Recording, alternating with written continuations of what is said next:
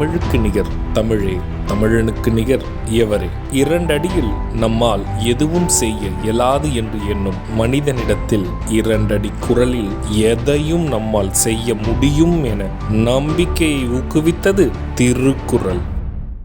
வணக்கம் குழந்தைகளே. வணக்கம் பகலவன் ஐயா. இன்னைக்கான குறளை நம்ம பார்ப்போமா? ஓ, பார்க்கலாமே. சரி, பாடத்துக்குள்ள போலாம்.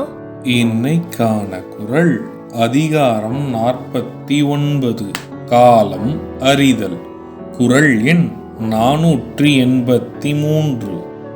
அருவினை என்ப உளவோ கருவியான் காலம் அறிந்து செய்யின். ஐயா, நீங்க சொன்ன இந்த குறளோட பொருள் என்ன?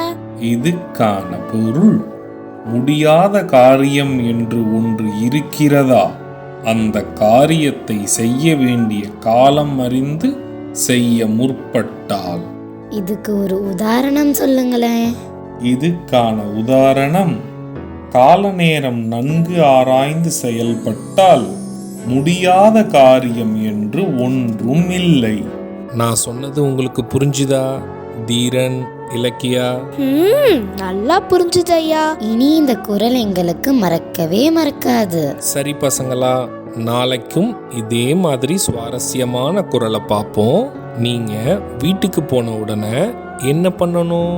இன்னைக்கு நாங்க படிச்ச குறளை அப்பா அம்மா கிட்ட சொல்லி காட்டுவோம்.